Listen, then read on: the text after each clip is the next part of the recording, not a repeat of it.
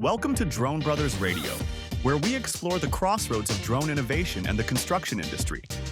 Join us as we share insights, stories, and strategies shaping the future from the sky and the ground up. Tasha, welcome to Drone Brothers Radio. Thank you for taking the time to join me today. I really appreciate it. If you want to start off by giving us kind of a quick introduction of who you are and a little background, I appreciate it. Appreciate the opportunity. It was great meeting with you at the Horizon Benton and staying in touch. I'm quite the follower of your radio, so this is a great opportunity to get on and kind of share my point of view in the industry. My journey kind of began from working with operational change to transformative leadership. And so I come from the Amazon world, managing multiple modern sites, sometimes up to 90 at a time, where my job was to introduce and modernize that technology, which included AI and other comparisons.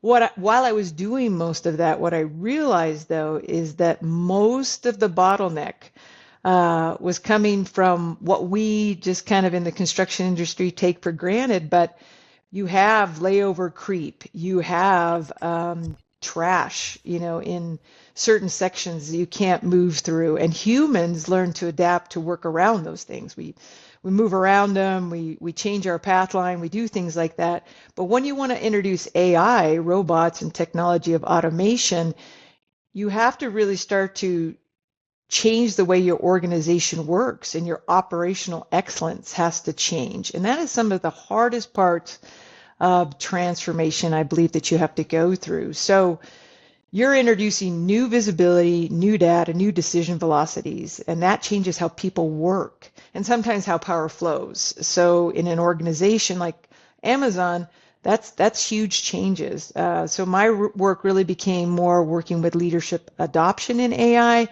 and ways to strengthen trust and not destabilize it. So what we'll talk about today is that technology is rarely your hardest part. Alignment, trust is going to determine your success on whether or not you can operate or not. Final note, I just wanted to kind of clarify what the difference between change management and transformation is. And if I were to tell you, like we're going to change the way you walk, and I'd look at the way you walk, your gait, we'd say, hey, you put more weight on your left or your right foot, and we'd change that. When you talk about transformation, I would say, Andrew, think about you're in office A, and I want you to mentally move yourself to office B. So you are actually, in essence, changing the whole path, the whole way you work. Everything you do is changing. So transformation is a massive, pragmatic way of changing the way you work. And so that's not a visual that many people understand. They're like, well, we're making changes. I'm like, no, transformation is literally, it's transformation. So kind of let's go back in time here. What got you into this whole AI world? Yeah, no, I have a vast background, mainly in international trade and a whole bunch of other things. And I feel like those people in high school that you meet where they know they want to be a veterinarian or they know they want to be a lawyer, and you look at them and you're like, how in the world do you know that? Like, I never knew that. I just like solving problems. When I saw construction technology, it was just lights went on for me. It was like, this was the most amazing, revolutionaryizing, that's not even a word, but it would change the construction industry overnight. It would make it into what would probably grow into a 12 billion, 14, into a $1 trillion industry. And for the first time, I saw that we could actually cut construction costs by using technology. I saw that the largest advancements in technology were going to happen away from the field for the first time. And I just wanted to be a part of that because I see this clarity on how to move forward. I also have a little pride in America and that we've lost some of our gumption or our drive to compete. I mean, we're watching China build roads with robots. We're watching them build and scale buildings in days instead of months. And it feels like we've lost our competitive edge to compete in the world and bring innovation forward first and lead. And so I want to help be part of that charge. And I'm definitely in the mindset of we're going that direction. How can we go there quickly together and be competitive in the world, which I don't feel that we're doing very well at competing internationally. So let's kind of break things down for the audience. I believe that most people in the United States still think of AI or are still using AI as something to make their emails sound better, but it's a lot more than that. So let's kind of define what AI is. Yeah, I think when I speak with leaders and organizations about AI, it's basically you're trying to create a foundation that could scale so quickly that you could introduce anything to it. And so if you wanted to introduce robots or you wanted to introduce pallets that just travel on their own to a certain destination or things like that, what information would you need in the background, or what data would you need in order to create this large learning module? What is the mothership that you need to put behind your ability to scale and scale quickly? And so AI is just saying, I would like to use artificial information to accumulate my data to drive ahead with artificial information and more of a digital structure. So it's like saying, I want to train my cars to drive on roads, so we have to build roads. Okay, well, if you want your cars to be magnetics, well, then the roads need to have magnets in them. If you want them to be sensor to some kind of strips, the roads need to have these strips. So it's like you're sort of seeing the future and saying, if I wanted to operate in this space, what does my space need to look like? And what gets confusing is everybody thinks they have to use the same AI. You don't. I mean, robots are running on, LiDAR. Some are running on following strips. Some are running on, virtual feeds, reality capture. You don't. They're using your composites, for example. You don't have to choose one and say, I think that's where a lot of people get stuck, and you and I have talked about that. They get really stuck on which one do I have to use. Well, you may start with robots that follow lines and then move to LiDAR because technology advanced with it. That doesn't mean you need to do anything. Your just lines become irrelevant. You don't need to install them anymore. So I think in a large answer, AI, and to move into AI, it's how can we prepare our foundation, the clarity of our organization, and make decisions that would incorporate and always use artificial information for how we move forward. Got it. You come from the Amazon world. As I think everyone should know, everything that Amazon does is all about data. There's such a huge gap between what Amazon does and what a mid-sized general contractor does, and how they understand and use data. How do we break this down into kind of smaller bite-sized pieces for the mid-tier, the 50 to 100 person GC, to help them get started with AI? They're terrified of this. They're terrified of this word. The superintendents that are out in the field that have been doing this the same way for 30 or 40 years, they're terrified of this. You start talking about robots, I think I take my job, am I going to be needed anymore? How do we take a step back and get them comfortable with the basics of AI? These are the main topic points of why I get brought in, because unfortunately nowadays new technology has a fear around it, which that is something I brought up before. New technology used to have so much excitement around it. It used to drive us forward. It used to be like, oh my gosh, when can I get that in my car? When can I have the latest thing? Why can't I get this? And we're always excited about the newest technology until AI came along.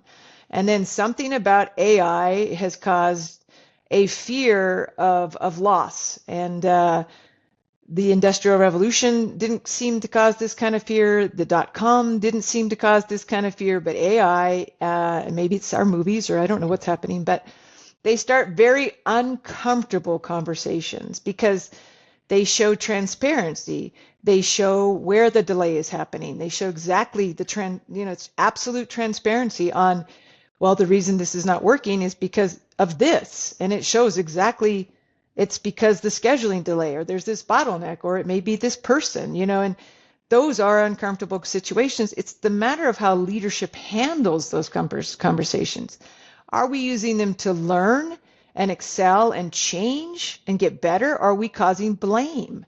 And if it's going towards blame, then we start to hide data, or we start to create reports that look good, but they're not really telling us what we need to tell. And it's really how the leadership manages the trust. And that's why AI transformation and transformative leadership, it's not about introducing new technology, it's about trusting a system.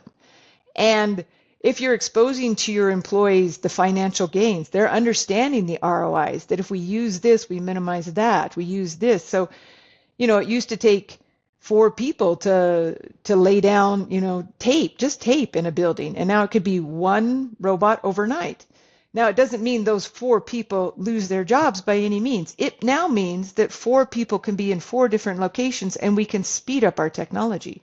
We can take on more business. We can do more things. The demand in data centers is overwhelming.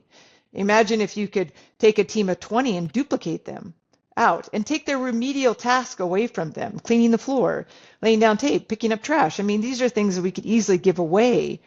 But these size companies you're talking about are the easiest to bring on because they can make quick adaptations. They can fail fast. We love that in the AI world. They can fail fast and learn, and we can redirect and do other things. AI, when it starts, is very slow. It's very cumbersome. People hate it because it's like, our standard operating procedures in line. Do we have a cadence we follow? Does everybody understand? And most construction companies just learn on the fly when they're out there. Yeah. And so if one of them takes the time to say, okay, we're going to really write this out and organize it, that team of 50 to 100, that company of that size, they may slow down for 6 months to organize everything. After that, that team's going to grow to like 500. They're going to excel so quickly. Their speed to scale just amplifies 100 times. And that's what I think people are missing. They're missing the growth opportunity, and they're focusing on what's going to be taken away and not looking at what's going to expand in their world. And if you can show them the vision of, yeah, you used to have to carry all those bricks. Now you're going to sit over here in this trailer and you're going to manage this robot who's going to carry all those bricks. You're still needed. You're still supervising. You're still doing, we're still using, where the bricks go and where they need to lay. The robot does not. We don't have that technology yet. You're training it. 2 years from now, that robot may understand, but we need you. And by that time, you're managing a fleet of 100 robots or a new task or another thing. So there's no design structure where you would lose any jobs. I mean, and the construction industry is so short of staffing already that we need to amplify each one of them as much as we can. It's this fear of loss. It's the fear of, okay, I'm gonna, is my job. I think we get all this fear from the news media, obviously, that there's going to be huge layoffs and we're going to have millions of people without jobs. And for everything I've read is if you want to secure yourself for a job, be the one that understands AI, be the one that knows how to use AI to help your company. Yeah, I mean, imagine if you were in a field that got laid off. You were doing data entry before. How could you possibly move into the construction industry? That would be an impossible gap. Now it's not, because now we need to interpret data in the construction industry. So the construction industry can absorb many of the people who will be affected by layoffs, counting some of these systems that you're talking about, organizing your email. Maybe your assistant is no longer needed because your AI does it all for you and you just let your assistant go. Well, that assistant now needs a job. Their skill sets will actually transfer into the construction industry, where we used to live in a world that would never happen. Okay. A small woman like myself could easily get a construction job with a skeletal suit, and I could have something in my head like already telling me where to take it. And I don't need to understand how to read a composite. I don't need to understand how to do anything because everything will be done for me. And I go home at night, no soreness, no pain, and I've done very large physical work on a construction site. That's sort of the future. All your experience with AI, what's the low hanging fruit that someone that's new, that's in the construction space, that wants to take their first step, what would you recommend as kind of the first step for using AI on a job site to get your feet in the door, to get the biggest bang for your buck? What's the lowest hanging fruit that you'd recommend? Yeah, it's very simple. First, you need to define what you want to improve, what decisions you want better, what signals matter, and who owns the data. And so if you can sit in a room and just decide on what do we want to improve, like, do we want to improve the flow of our cement trucks coming in, which is a major bottleneck.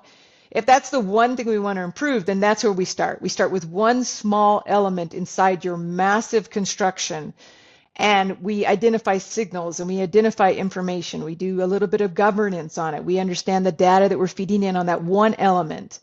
And once we understand that, and we understand that this information is going to come in, this signal matters in the delay of the truck. If there's not a fifth truck out there ready to go, that's a signal, okay? What did that signal tell us, and how can we improve that? And then we understand where decisions will be made. You can now duplicate that in your framing, in your HVAC, in your other things. You don't want to try to do it all at once. You want to start out with one small section that's very important to you to improve. You understand what improvement looks like. You understand what you want to hit. And you can easily then detect, like, okay, that wasn't important. What you need to do as a leader is you have to stop tracking task completion and schedule delays. You need to look for signal risk. You're trying to predict ahead. You're looking to be able to be predictive, not reactive. And most of the time, construction and GCs are reactive. They're like, schedule delays, what task didn't get, and they're looking backwards instead of looking forward. AI forces you to look forward.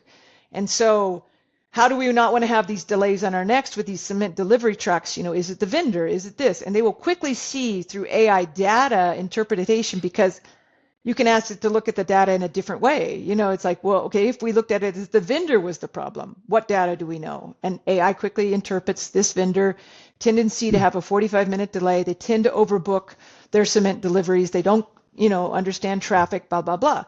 So maybe we should try a different vendor. And that helps you with your conversations with your vendor. You got all that data on them all of a sudden about their background, their other jobs, everything else like that, because AI can provide you with that. And now you're having specific conversations. The other cool thing, and that Drone Brothers and others can help you with, is for the first time in our life, we can see how much was delivered. Before, we were blind.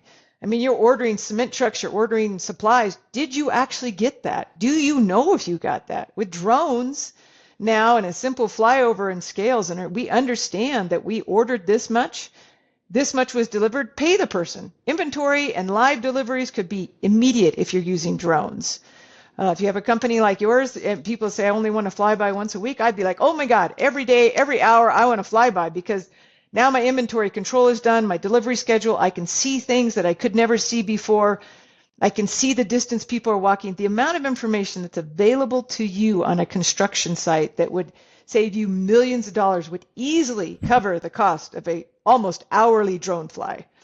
That type of data, the ROI, I think it's still in 300 or 400%. I'd have to run another. The ROI savings from those drone flyovers is just astronomical. Yeah, and that's the challenge we face. That we there's still so many people in the industry that think of the drone flight as, well, we don't really need the drone flight. My client, the owner, needs the drone flight because they're breathing down our throat. They want us once a month to get 50 photos from the north, south, east, and west just to hold our feet. They don't see the data.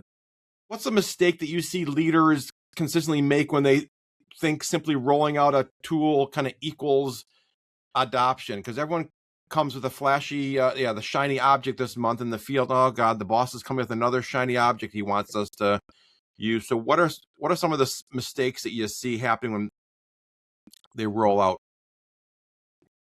I think a lot of leaders assume that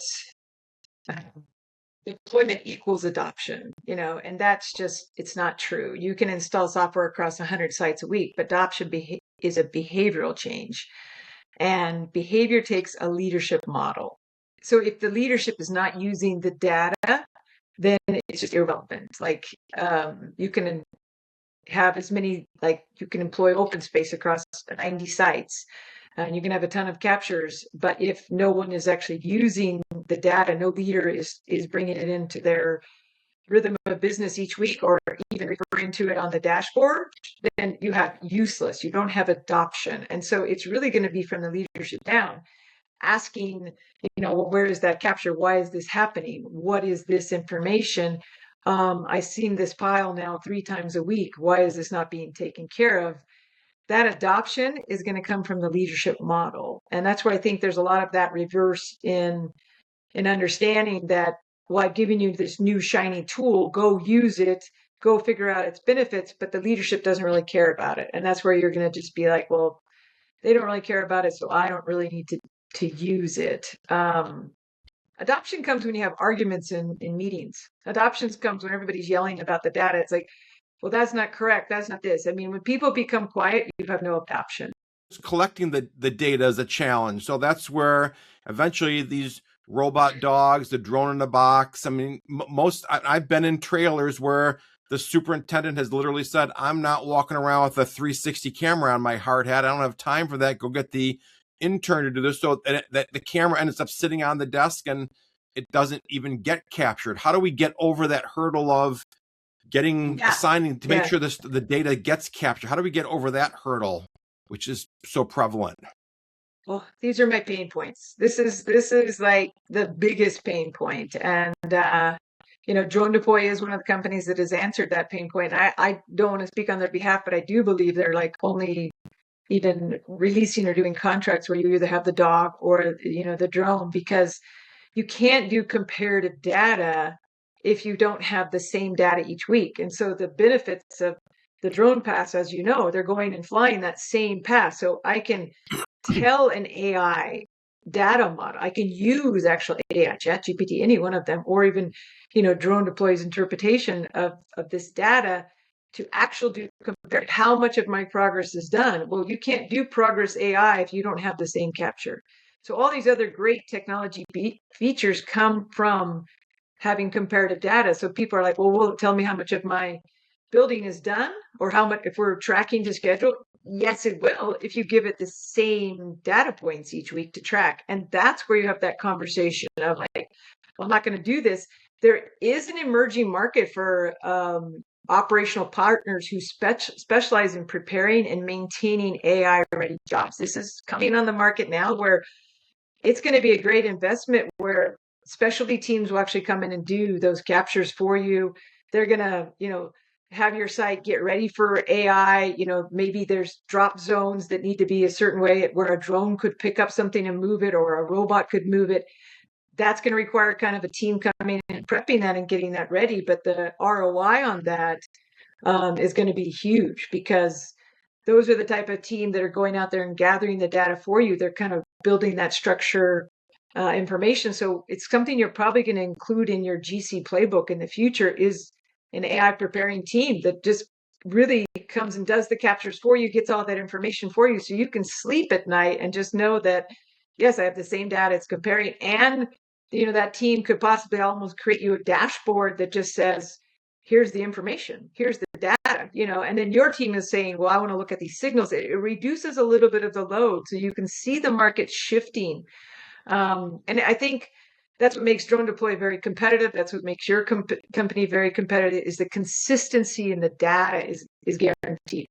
And then it's just a VDC or somebody's going to interpret that data. And you're speaking our language. I mean, that's our win for these general contractors is, look, you make one phone call, you get one company will show up and we'll do all the captures. You want drone captures, you want 360 captures, you want LiDAR, you want DSLR, you want action camera shots of the site. You got one point of contact to do all this, rather than having, well, the intern didn't show up today, or this guy called in sick and they didn't go out and fly the drone, or the drone's batteries weren't charged up. That's the where we come into play. And hopefully these GCs start understanding that stuff. You want to outsource. If you don't do the captures, there is no data, and with no data, you can't get these answers that you want. So you've got to get that part down first and foremost. I think we have to do a better job in the industry of providing that. Like, you have 20 to 60 different vendors working on these sites. One that does cement, one that does framing, one that does electricity. You need to have one that does AI implementation, AI preparing. I mean, that's just going to be another vendor, that you need to bring in. And I think those vendors will know how to use, a client like, hey, I'm a vendor, I do AI preparing, so my choice of preference is Drone Brothers. I bring it in through this, I do this. It's like that company, that third party needs to be prepared to handle that part of the business for the GC. And I think that's where you're going to see incredible excelling. It's like, I just want to pay somebody to take care of this. I don't do this huge learning curve. I don't want to do all this other stuff. It's like, here's a deal. You can either have a VDC on your own company, or you can use this third party that has a person that interprets the data, that does all this other stuff, and it sits over here and it's this hub. And I think that the technology is going to have to move that direction, because it's not in the GC's.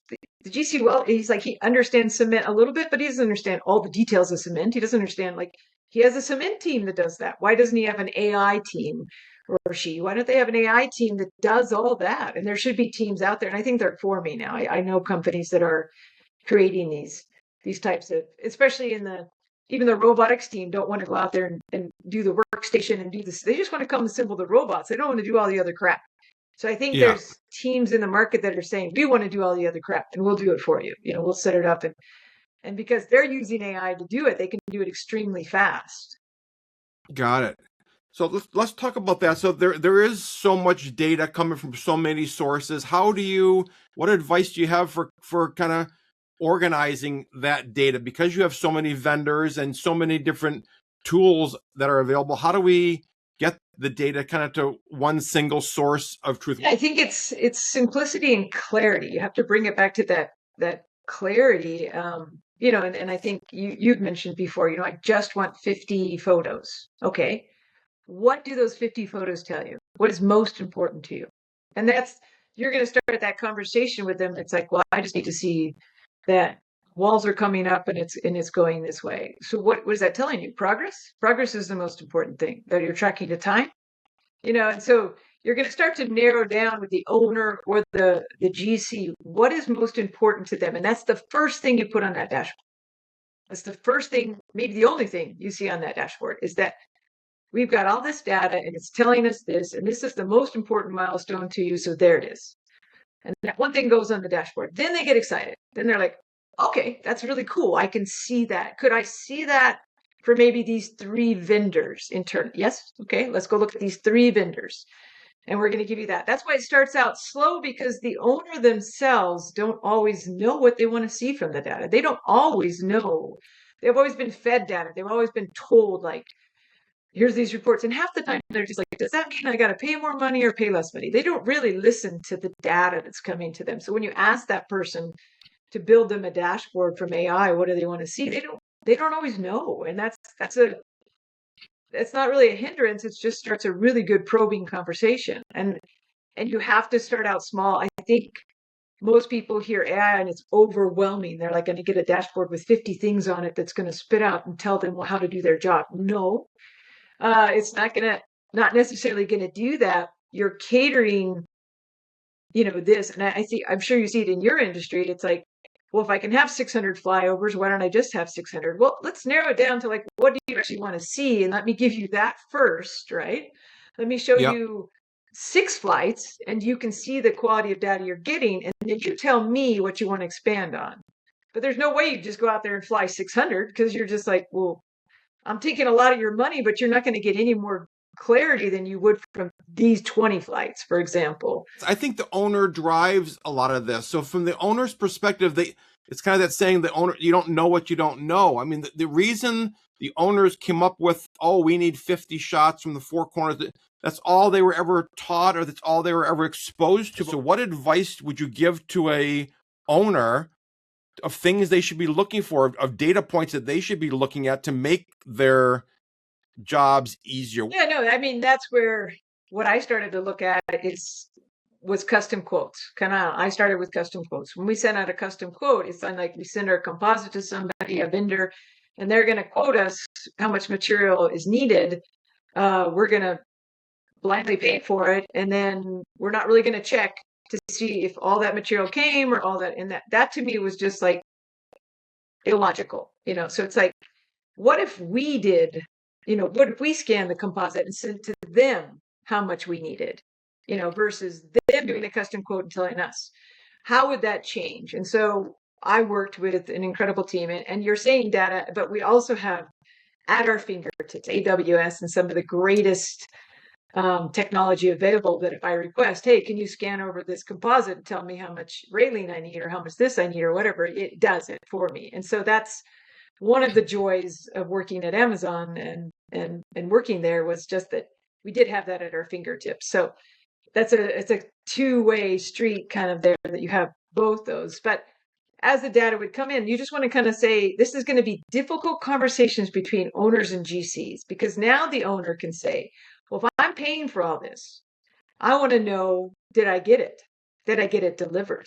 And did you deliver me excess? Because that's one thing I saw a lot at Amazon is like, oh, we're just giving you a little bit of excess so that it can stay on location. And if they need it and something breaks in the future, well, that little bit of excess worked out to be like a lot of material that then they're like, oh, well, we'll move it off site for you. Then we'll take it away. Well, you've already paid for it. So you're almost like double paying for it. So I think what you're going to see is that owners will have more transparency about what they're paying for and what they're actually getting, which will then encourage the GCs to be like, well, we want to see this information before the owner sees it. So both companies will be like, hey, I don't want the owners to know something that I don't know. And so the GCs, I would imagine, will step forward first saying, we have this reporting that can actually tell you what you're spending money on and how much progress this has. And I think the GCs will be more proactive in being the leaders in AI and using dashboards before the owners have that kind of ability to just say, hey, well, I've been tracking you on this separate thing, and you said that we were going to, buy this amount, but we bought a lot more, or that wasn't even delivered. You don't really want your owners to have more information than you do, but they could, if you didn't play it right. Yeah, so, I mean, it's and going to be some sticky conversations. those conversations wouldn't have to happen if the GCs just did use the data more. If they came to the owner if the owner asked for 30 photos each month and you brought them 30 photos, 2 panos, a map of their site through Drone Deploy, you're going to blow their socks. I mean, you are, as the GC, you're going to blow the owner's socks off. And it's just, they're then going to want to use you because there's that trust that's built up there, which you talk about a lot. And the next time a job is ordered, they have no choice but to pick you as the GC because you've gone above and beyond and not just delivered the bare minimum to them. Correct? No, I mean, that is the whole Japanese culture. I mean, what you're describing is what I experienced the first time when I did a project in Japan. I asked for a simple report, like you did right now. I just need 50 photos. They brought me the simple report, but at the same time, they also presented 3 other reports because it was just like, we knew you asked for this, but we thought you might want this, this, and this. It was the most incredible thing I've ever seen. And I was like, is this just standard in your country? And it is. It's like, well, you asked for this, but we thought you might need this information, and that information. Now that we have this kind of technology, we've always kind of been hidden. Like, don't share that, don't share this, don't tell them that. Let's try not to have them find out about this. I don't want to use the word shady, but it's always been a little shady, like, trying to hide, like, let's not let them know that the steel didn't arrive on time. Let's just try to keep going, and hope we catch up.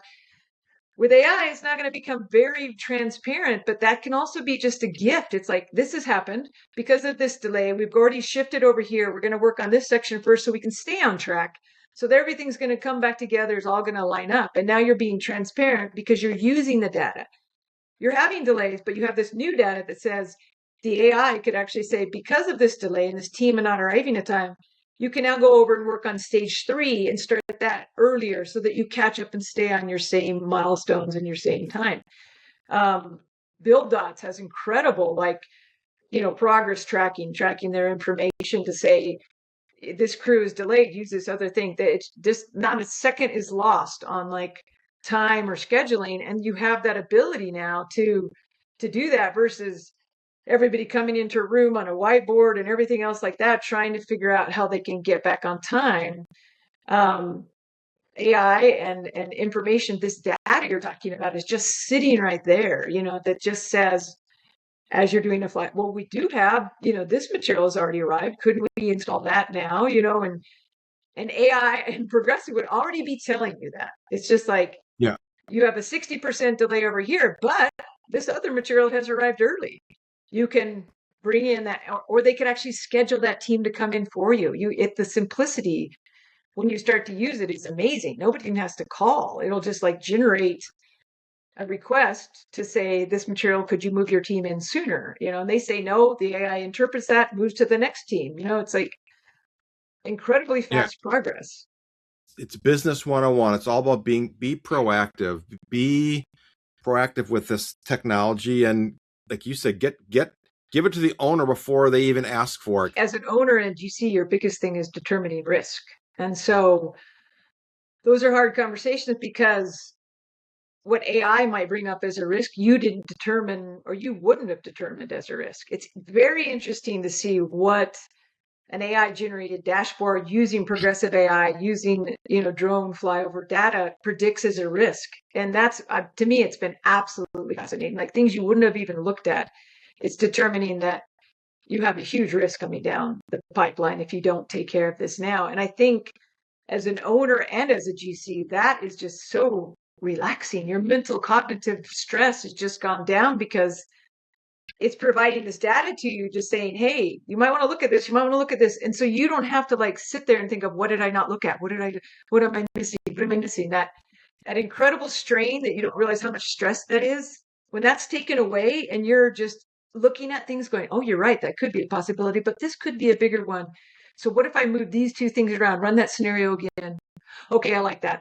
Let's go with that. And that is just, people go home relaxed. They have more time with their family. They're not in FOMA constantly. And I think that drain and that abuse, I guess is what we want to call it, is what would revolutionize the construction industry, to allow a construction person to go home, not freak out, not have 20,000 phone calls, and just eat dinner.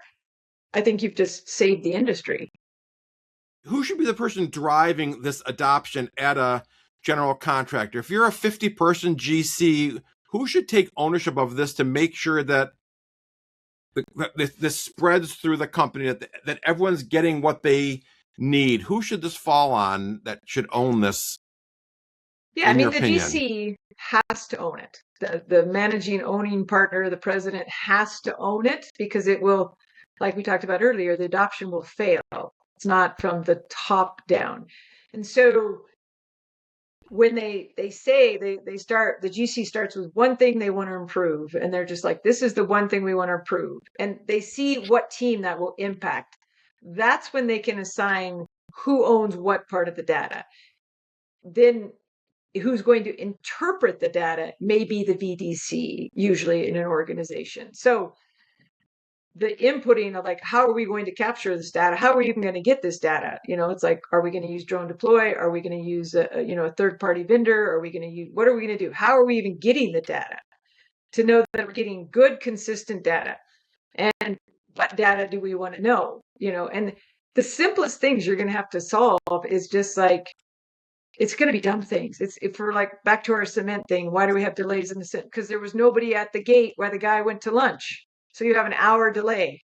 You're going to see things that you're just like, why the hell can't we get somebody out there for an hour? Like, why is this happening in our organization? You'll see things you never realized were happening.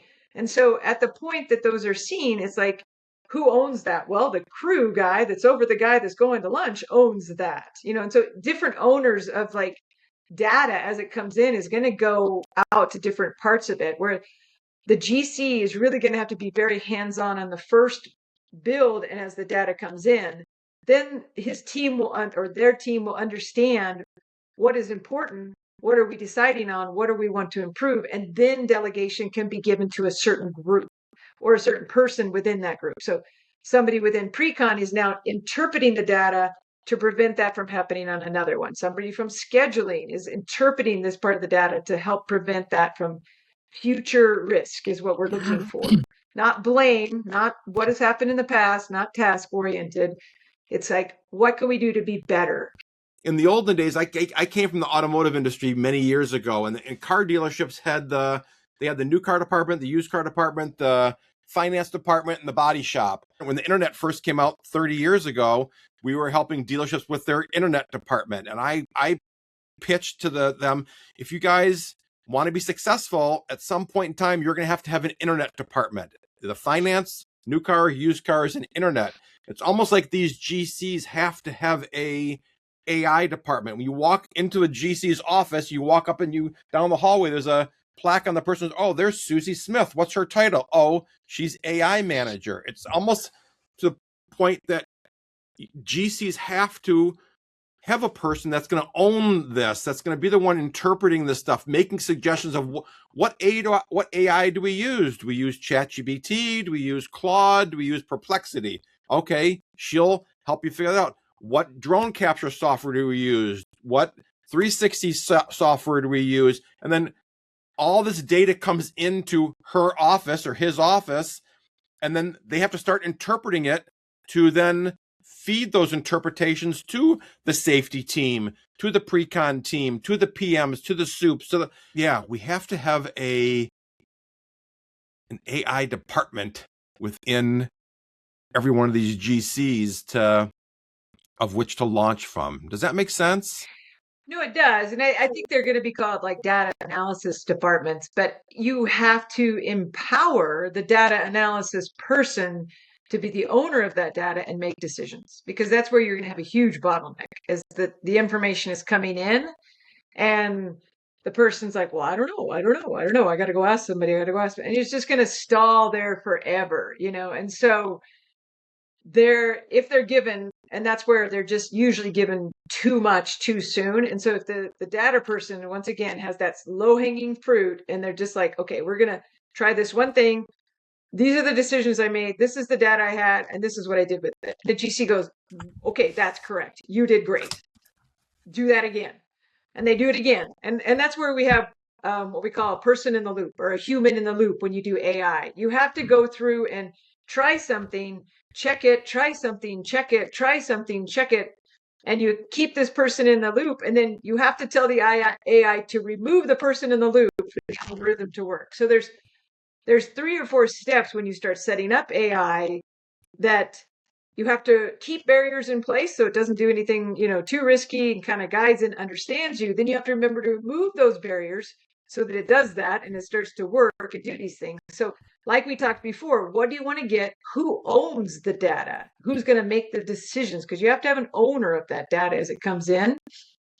And so you can grab a brilliant data analysis person, but if they're just a data analysis and they won't make a single decision, you're lost in space. And so you need to find a person that's more like a strategist that's like, okay, I'm getting a ton of data. It's coming in. I'm interpreting it. I'm seeing this. And then eventually you can use the large language model or the AI agents or Augin, to start interpreting. Here's what I'm seeing. Are you seeing the same thing? Yes. Here's what I'm seeing. Are you seeing the same thing? Yes. But you have to be able to tell the agent or the eye what you're looking for and what you want to find. And I think that's where there's a misnomer in AI will just find that. No, it won't just find it unless you tell it to find it. So if you give it very small parameters like cement trucks and cement delivery, and you just focus on that, now you're training the AI model to do what you want it to do. And now it's like using the cement delivery idea. Now let's go to sheetrock. Okay, I understand kind of what you're looking for. I'm going to try it on sheetrock, but you check, along the way. And it's like, oh no, you're totally off on sheetrock. Sheetrock has to be installed this way and it's different. Okay, thank you for that information. I'm now checking on sheetrock, so it'll take time. And that's where a lot of people are like, do you know we have 300 different kinds and like 60 different, instructors? And so, yes, I do. But the first person that solves it is going to win. So go put somebody in a room to solve it. But I'm always down to the least common denominator. So when, again, going back to my example of the car dealerships with the internet department, dealer principal would say, oh, Susie's got a Mac, she's got a computer, and she's got an AOL account. Let's make her the internet department. How do we help this CEO and the C-suite identify who is the most likely person in your company today that can be the data person? Like when you call, if you were to pick up a phone call and call 100 GCs today and say, who handles the drone stuff? 99 out of 100 are going to say, oh, that's the marketing the marketing department handles the drone stuff. Well, yes, in the old days, that would be the right place to go to because drones take pictures equal social media posts. but now we're talking about all this data. The marketing person wouldn't be the ideal person to deal with data. It's a combination of people. What's interesting right now is I feel bad for the people just coming out of college or something like that, maybe with only 5 years experience in the world, because AI is driving a new industry for like the 50 to 75-year-olds now, because in order to interpret all that data, you have to have enough business acumen to understand what you're looking for. And so somebody out of college can't even interpret the data because they're like, I've never built a building. I don't know what's going on. Blah. I have no idea if that's important or not. And so what you're looking for is usually about the most senior person who has run a lot of sites before, that's probably about to retire in the next 3 to 5 years. And those are the most golden, wonderful people in your world. If you pair that person with a newer, maybe data analysis person, that is the golden combination, because that person's going to see like, well, the reason this is happening is because of that. Why is that happening? And they're going to write it in. Okay, what is it? And so it's these two people.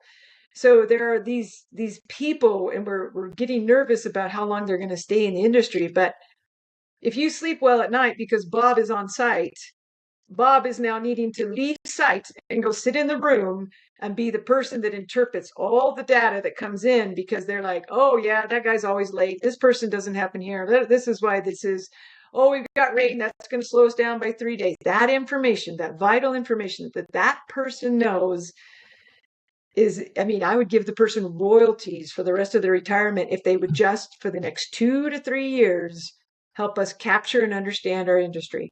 Because once they leave, you are in a world of hurt. And if they can do it, like if a large construction company, I mean, took one of those people off and put them to focus just on this, I mean, you've duplicated that person for 50 to 60 years now. I mean, it's a pain point that you're going to have to feel to go through, but it's going to take those two individuals in order to capture that. Because the person on the field won't know how to do the data part of it or get the data to come in. They'll be inputting it. The person in the field is watching the virtual captures, all that, looking at it day to day, and they're going to need a lot of captures, and then they're going to start to catch trends.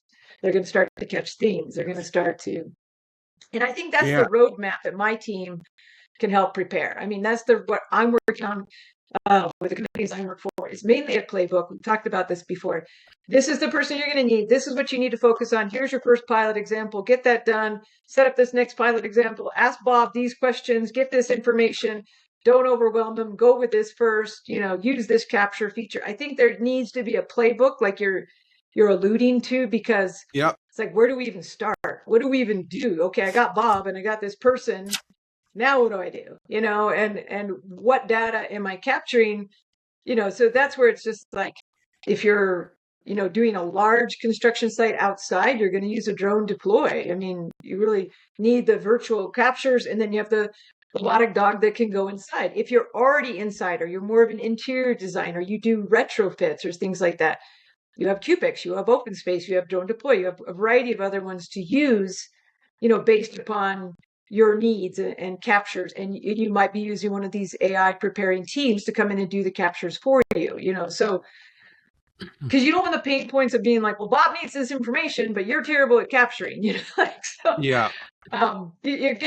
going to be an investment, but it's just like investing in a crane. I mean, you buy a crane, it's not going to pay for itself for a couple of years, so you're being like, well, do I want to buy a crane or do I want to rent a crane? So with Drone Deploy, you can rent it, you're just renting it. You're borrowing it. With Open Space, you can use one of these, third-party vendors to rent them, so you're not making such a large investment or not hiring a permanent person.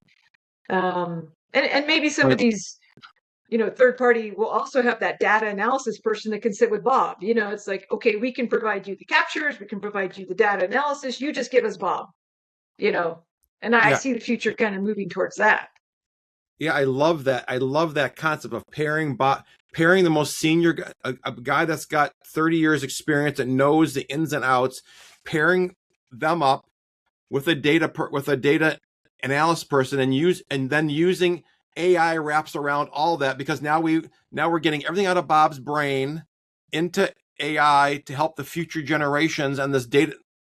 That's That's the Well, secret Bob's sauce. brain is AI. That's the mothership. That's when everybody says we want to jump to AI, we can't because we don't have everything out of Bob's brain. And we've got to build Bob's brain first, and now you have AI forever. Because AI will be able to learn something new that came in that Bob didn't teach it. And I think that's the beauty of AI that people want to get to, but they can't get there until they get Bob's brain in to give it a fundamental foundation of what it needs to know.